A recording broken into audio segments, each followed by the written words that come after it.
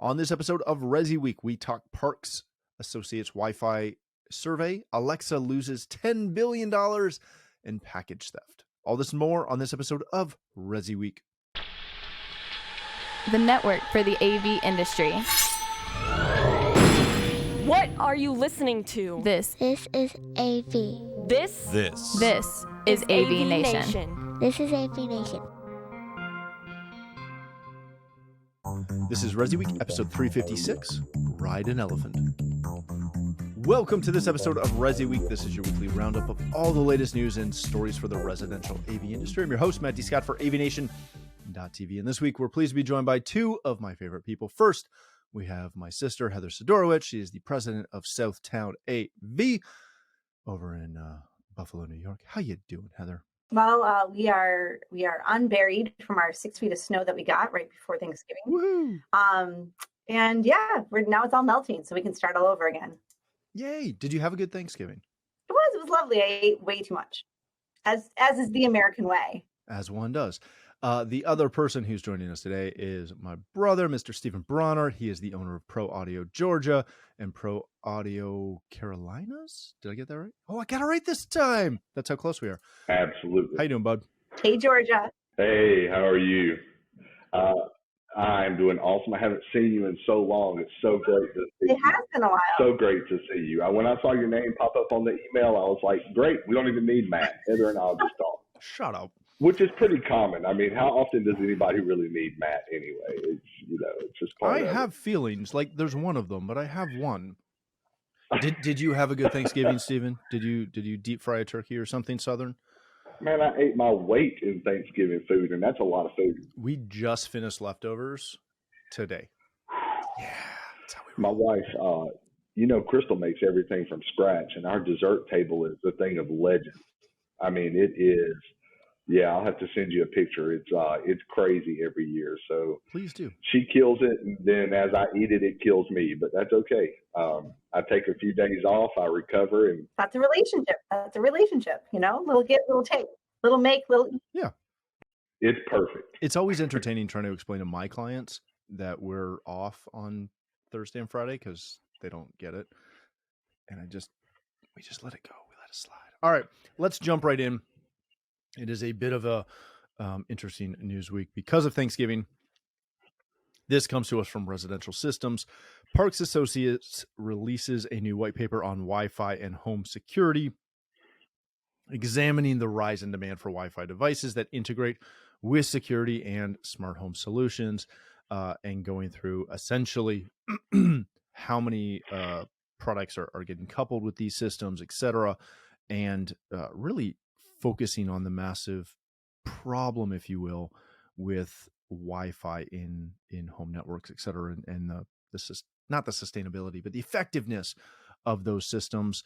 I'm going to preface it with read through, if you have time, read through the Parks Associates piece and the linked article or white paper, I should say. It's very interesting, but it's also heavily tied to security. So I want to preface that to home security and the people installing home security, which is the hint.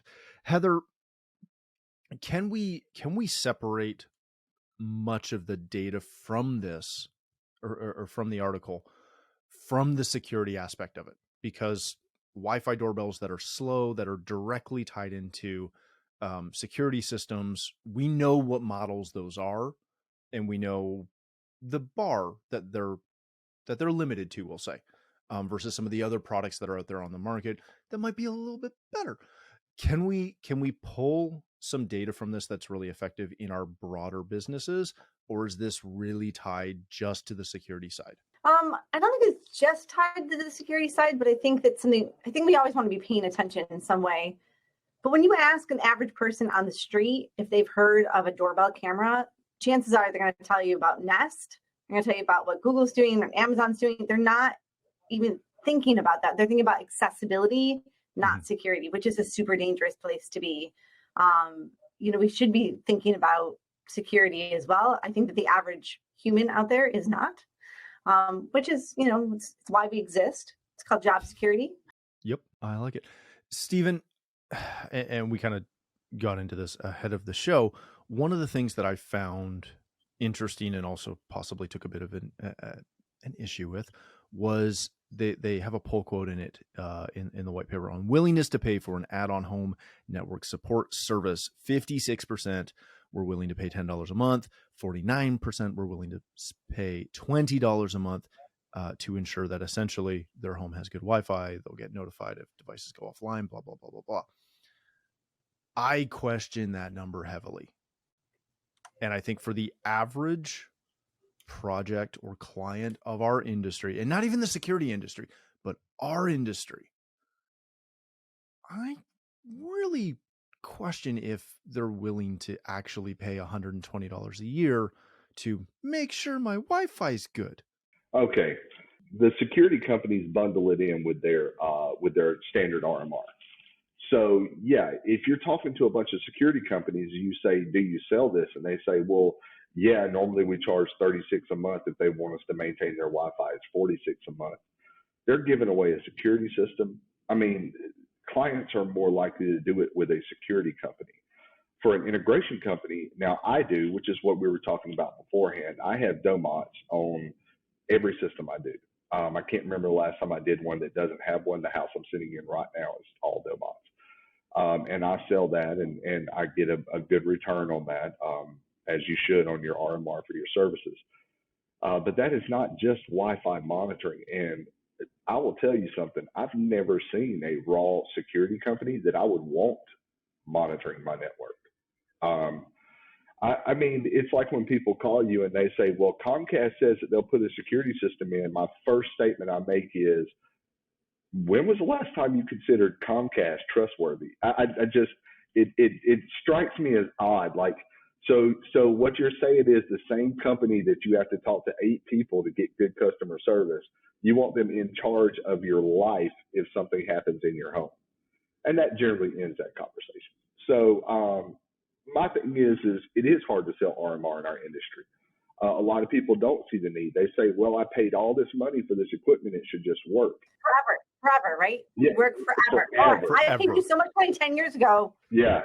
Why did it stop working? My thing that I tell them is that's fine. Your cell phone that you're holding, how often does it update? Oh, it updates, every couple of months or whatever. I'm like, I asked them how old their car is. yeah, I'm like, okay, so if your cell phone is updating that often and it's one device, most of our systems have a minimum of 20 different devices. Let's just say 20 different core devices, Lutron lighting, and then you have Blu-ray players or media streamers or whatever. So if one device is updating every 3 to 4 months and you have 20 devices and you want to be in charge of all of that, well, no, I don't want to do that. That's what I had you for. Exactly, but buying the equipment doesn't cover that. And so what I do is I tell people, this allows me to be proactive. And a lot of people in our industry, they roll trucks. The last 2 years, we averaged less than 2 truck rolls a week for maintenance. And that number astonishes major companies. Mm-hmm. And the whole reason why is because we do remote monitoring and maintenance on everything. If a firmware update comes out, I give it 2 weeks for it to break everybody else's system. If it doesn't, then I log into my systems and I do the firmware update. But the thing is these security numbers they're coming up with, how 50 or 49% of people would pay $20 a month for Wi-Fi monitoring. I'm not going to question anybody's integrity. I'm just going to say that possibly that number is a self-fulfilling prophecy to make the white paper sound interesting. Because I know how vital Wi-Fi is. I wouldn't pay somebody $20 a month just to monitor my Wi-Fi. I charge $28 a month to monitor the entire infrastructure.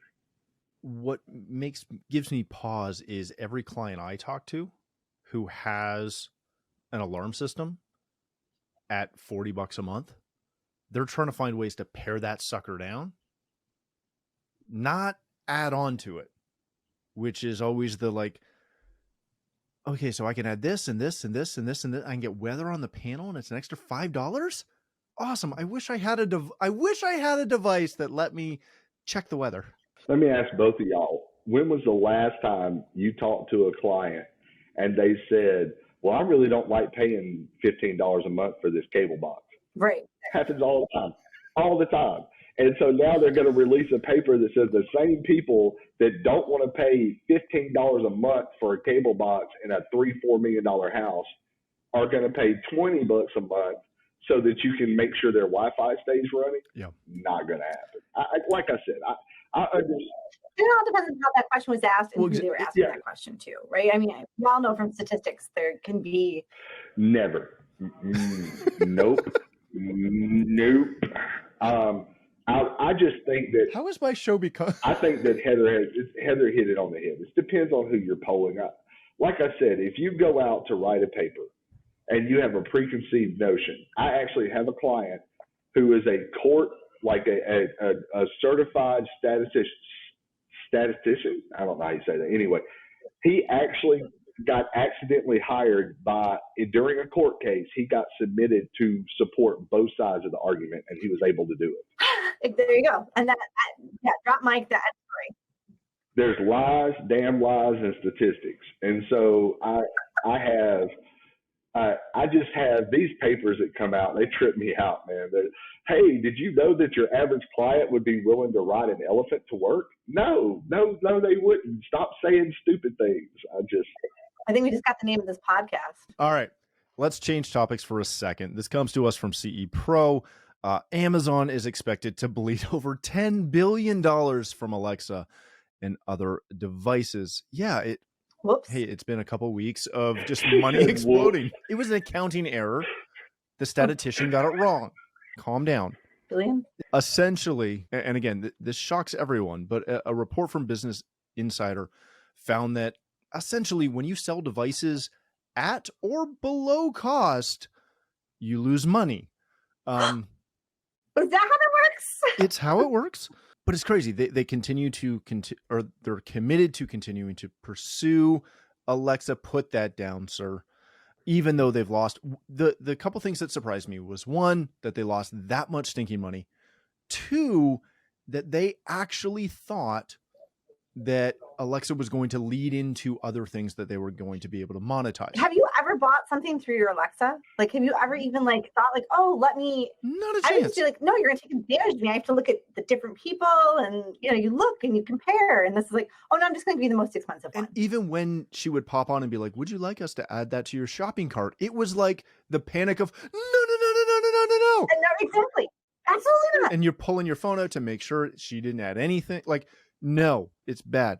The third thing that actually shocked me was that she's now in third for voice assistants. I was thinking that too. Do you start to think about how you're using it, right? So I think that what you're doing, you might take your iPhone and say, hey, text so-and-so such and such. That probably counts. Oh, yeah. And for Google, there's no separation in these numbers between Google on a phone or Google on a device, which is what's helping their numbers. Right. Stephen, do you see any avenue?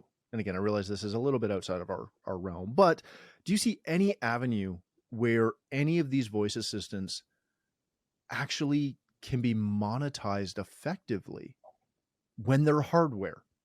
Not without further violating the little bit of privacy that we actually have left.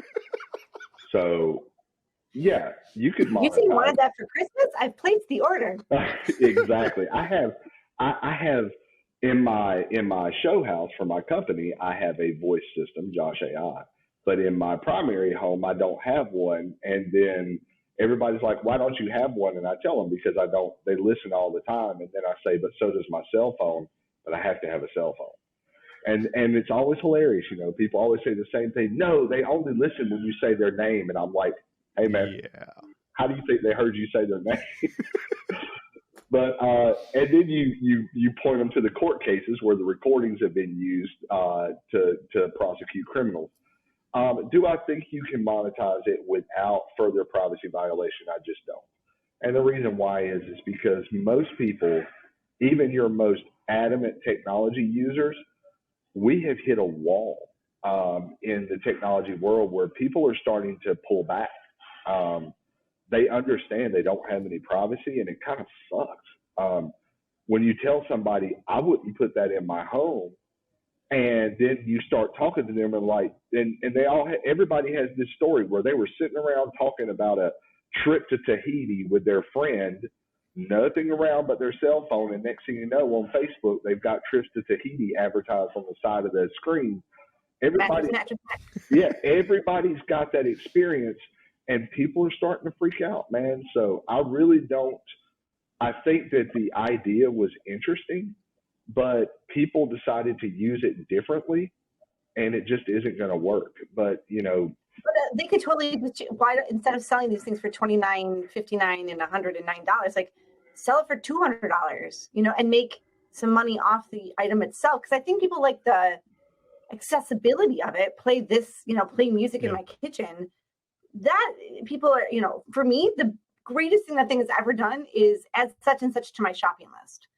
And so I can add it, my kids add it, my husband's adds it. It's on the app at the end of the week when I don't go to the grocery store, when I go to Instacart to add it on there.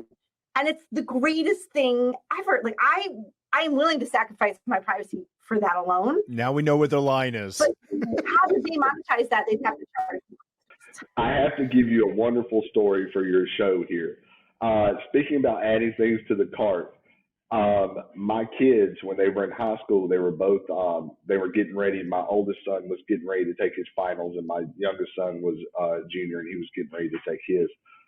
And that week, they added a will to live to the shopping cart.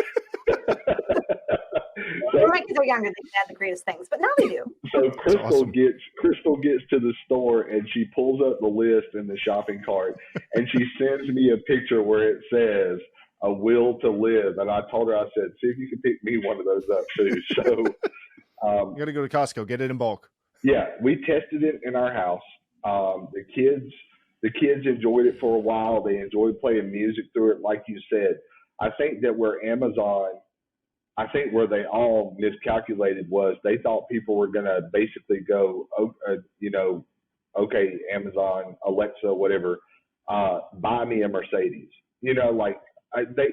They literally, somebody was sitting in a boardroom. They thought it was going to help out. Yeah. And there was a pandemic in there too, so I think that changed things. It's no longer 2-day shipping. I mean, there's a lot that plays out to make this a true story or a story. The same people that buy each other those Mercedes with the bows on them you see on the Christmas commercials, they were sitting in a boardroom going, you know what, next year my husband could just order it through Alexa. This is going to make us a fortune, and it just didn't happen. I don't want to go down that thread because I'll pull it for too long, but those people are psychos. Who does that? Anyways, good Lord. If my wife walked out Christmas morning and saw that I spent $100,000 on a vehicle for her, she'd lose her ever loving mind. Heather, let me try to bring this back for a second. We've seen loss leaders like this from major companies for years as they get in their door, and we as an industry, because we're in the tech field, whether or not we want to, we have to kind of embrace them. At what point do we stop because our clients get screwed? I don't think that we stop, Matt. I think that we get more knowledgeable and we teach them. So Alexa was the first one to really do it. They got it into everyone's home. Everyone knows what it is. But now we have the option to say to a higher end home, hey, here's a different solution that isn't a data mining company like Josh AI or Sonos, who came out with their voice control that is not going out to the internet. But then what happens is they play out to go, well, what if I want to know the weather? Well, I can't do that if it's not going out to the internet on the Sonos side. Although if anybody watches Better Call Saul and then had their Sonos that they were talking to, I kind of felt like I was always in trouble because the chicken man is the voice. Anyone? We turn those off now because the kids figured out how to use them. So it all went bye-bye. All right, let's change topics. Since, again, we're having so much fun today. This comes to us from CE Pro as well. Package theft is on the rise. Is it time to start selling video doorbells? Well, look, we came full circle here. Yeah, we did come completely full circle, which is what we like. Yeah, I get what they're saying, and I'm glad I don't live in any of these areas. And also, if you have a discerning brain, look at those areas and then ask yourself some questions. Maybe you should live there. Maybe. Maybe. Maybe. Or get a dog. Yeah, it's fun. Notwithstanding, this is a big thing. We know it's a big deal. We know it happens all the time. Calm down, Stephen. Heather, would you ever consider, because this is where I went completely with this, because it is a sales pitch for trying to sell someone a video doorbell or a better CCTV system or what have you. Would you ever bring up the crime statistics of porch pirates or literally anything else as a way to be like, hey, we sell surveillance. We can help. Only if I was maybe at a home show and that's the only thing I sold. Then I would talk, right? You remember the satellite dish days? No. Just be at like the home show and tell you all sorts of things that weren't true. No, but that's not our jam either. That's not really, this isn't what we really do. So no, I would not use that. I would just tell someone to get a dog. But I also sometimes when they cry that their TV doesn't work, I tell them to read a book. So how's that go over? Well, not really well. Stephen, I think my issue with any story like this, and any time this topic comes up, and like I'm on a Facebook group for my neighborhood, and every time somebody gets broken into, that like the car gets ransacked, a call goes out, who can get me a camera? And people will, unfortunately, and again, I understand what I'm saying, but unfortunately they'll tag me in it and they'll be like, Omega can help you. They'll get you whatever you need. And then I inevitably have to have a conversation with someone and they're like, so will this stop them? Will this help the police charge them? And I'm like, no, because, no matter how good the surveillance system is, a hoodie and a hat in the dead of night, for the most part, defeats all of this. So that being said, what can we as a channel do to try and help with this? Do we go the route of like motion detectors that turn on sprinklers or fireworks or nets? I don't know. Release deadly gas. What? No, don't bring up deadly gas. In our industry, we have a rule as a company. We don't sell negative. We sell fun. So we don't talk about our competitors. We don't look at a rack. I don't walk in and see a rack and go, wow, this guy did a terrible job. That's not fun.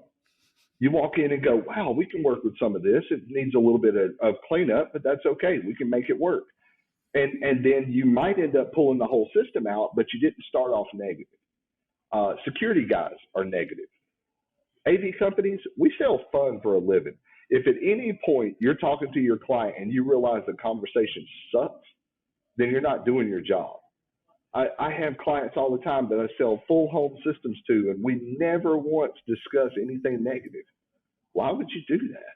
There's no reason to. If somebody says, I want a doorbell camera, okay, you can have a doorbell camera. Now, if they come to you and they say, will it stop them? Just look at them and go, no, a camera just gives you proof of what happened. And they go, oh, okay, that makes sense, and then change the subject. Because as soon as you go negative about anything, then you've already diminished your standing with the client. And I just don't feel like that's necessary, man. I mean, we sell TVs and speakers and lighting control and shades and basically everything cool in the house. We do it. You talk to any of the contractors, you talk to anybody, we do the cool stuff. And even builders will say, oh, you do the cool stuff. Yeah, we do. So no, never get into a negative conversation with a client. Never bring up crime statistics. They don't want to hear that. Nobody wants to hear that. They know where they live. But yeah, they do. But here's the thing. I mean, I'm a big supporter of these doorbell cameras, especially for package seasons like Christmas time and stuff like that, purely because you can set them to announce when someone walks up. So when someone walks up, it can say, welcome to the Smith home. You're under surveillance. Or welcome to my home. We can see you. I have one client who, whenever you walk up to the house, you walk up and it goes, I don't know why you're here, but now that you are, you're under surveillance. And I heard that and I just laughed and laughed. And he said, oh, my wife hates it. But my thing is we sell fun for a living. You should never go negative with a client at all. There's never a reason. If the conversation goes negative, you have a choice. You can turn the direction or you can turn around. And so I just feel like that is a security industry thing, and they have to do it. That's their business model. Scare people into buying things that, you know, maybe a little more than they need, maybe exactly what they need, but it gives them a false sense of security. Security systems have been a false sense of security for years. Until everything went cellular, all it took to bypass the security system was a pair of cutters on a phone line. So, I mean, I used to tell people all the time, it's great. It's a good noise maker, but it is not a security system. It's an announcing system. Now with cellular, that's not necessarily true, but no, man, I feel like that these people that sell all this negativity, they just don't understand our industry. Plus, you don't make any money selling. I don't make any money selling Ring doorbells because the doorbell costs $200 or whatever, and I'm going to charge $150 to install it. And they're going to pay Bubba or their nephew or somebody else $20 and a 6-pack of beer, and they're going to come and hang that thing, and it might work, it might not, but they're not going to pay me $150. So I don't really see that business. You're in the South. Bubba and the nephew could be the same person. So could Uncle and Daddy. Just keep that in mind. And on that note, thank you both so much for joining us. Steven, if people want to connect with you, learn more about ProAudio Georgia, ProAudio Carolinas, where can they do that? You can get me at ProAudio_GA on Twitter. You can catch me on the website, ProAudio Georgia, ProAudio Carolinas. Reach out, call me. I do a ton of work with other integrators, and I love it. It's my favorite thing to do is to work with you guys. So if you hear this and you have questions about the industry, system design, or you just want to talk, give me a call. Excellent. Thank you so much, my friend. Heather, if people want to connect with you, learn more about Southtown AV or the Bills, where can they do that? Oh, you're right. Definitely the Bills. Yeah, still kind of hanging on to Twitter, tech_chi. I did open a Mastodon account, so don't really understand how to use it yet, but I did just in case. Same name though, tech_chi. And company is SouthtownAV.com. Also relatively active on LinkedIn. Excellent. Thank you both again for joining us. If you'd like to connect with me, you can find me on Twitter at Matt D. Scott and most other social platforms. But most importantly, please visit AVNation.tv, where you'll find this show as well as a wide variety of other shows with all the verticals that we cover. When you visit the website, please take a moment to check out our supporters. We are extremely thankful for their support and ask that you check them out as well. Thanks again for watching. That's all the time we have for this episode of ResiWeek.